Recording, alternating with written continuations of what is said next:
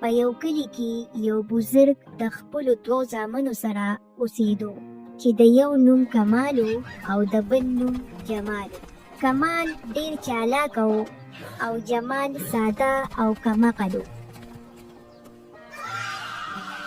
د بزرګ سره یوه غوا، یوه میوې والا اونه او یو کمبل و. څه موده پس بزرګ ډېر سخت بیمار شو او په کټ پرېوتو. د 2 زامن راوغوښتل او ورته یې دا نصیحت وکړو: بچو، روغ نیمه، د مرګ او ژوند پته نه لګي. که زه مړ شوم، زما د مرګ نه بعد زما چې دا څه دي، دا به 2 وروڼه خپل منځ کې پوره پوره تقسیم. او څه موده پس دا بوډا بزرګ وفات شو. نو مشر ورور کمال جمال ته وویل: راځه وروره چې دا ټول څیزونه په خپل منځ کې پوره پوره تقسیم کړو. کمال وویل: د غوا دا شاته حصه به زه والم او دا مخکینۍ حصه یې ته واله. جمال ساده و، خبره یې ومنله. بیا 2 وروڼه د اونې خواته لاړل. کمال په چل ول جمال ته وویل: د اونې دا لاندې حصه به ته والې او دا بره حصه به زه والم. جمال بیا هم رضا شو. بیا کمال وویل: کمبل خو نیم کیدی نشي، نو داسې به وکړو چې سهار ته کمبل اغونده او د شپې به ما د راکینو د شپې به زه کمبل اغوندم. جمال چونګې ډېر ساده و، هغه دا خبره هم ومنله. جمال خوار په ټوله ورځ غوا ته واښه ورکول او کمال به د غوا پیس کوي. کمال به اونې ته ختلی و او میوې به یې خوړلې او جمال خوار به ورته ښکته خوار خوار کتل. کمال به د شپې کمبل واغوسته او په آرام او سکون به ویده شو. خو جمال به د شپې د یخنۍ د وجې نه رپېدو او یو خوا بل خوا به اوړېدو راوړېدو. څه موده پس د جمال یو ملګری راغی. هغه جمال خفه ولیدو. نو پوښتنه یې ترې وکړه. جمال ورته ټوله کیسه وکړه. ملګري ورته یو مشوره ورکړه: تفریح شوې؟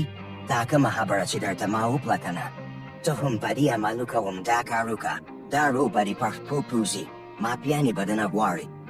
جمال ډېر خوشحاله شو او کور ته روان شو.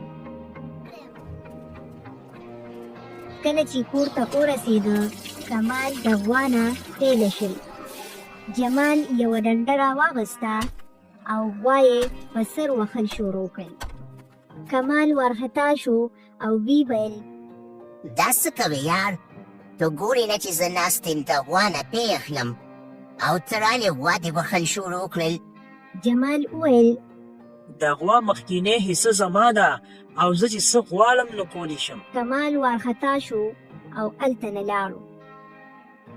بیا لږ وروستو کمال اونې ته ختلی او میوه یې خوړه. نو جمال سمدستي تبر راواخسته او اونه یې وهل شروع کړل. کمال ورته وویل: مه کوه لکه، دا څه کې؟ ته ګورې نه چې زه په اونه کې ناست یم او میوه خورم. خو جمال وویل: د اونې لاندې حصه زما ده او زه چې څه غواړم کولی شم. کمال خاموشه شو او هغه ځای نه ولاړو.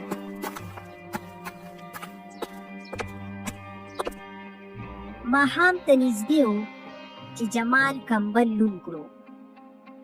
کمال وویل: دا څه کوې لکه؟ زه به شپه څنګه تېروم؟ دا خو کمبل لوند کړو. نو جمال ورته زر جواب ورکړو: ماښام نه مخکې پورې کمبل زما دی او زه یې وینځم، زه چې څه غواړم کولی شم. کمال له د کمبل نه بغیر خوب نه ورتلو او د یخنۍ نه یې وجود ټول رپېده.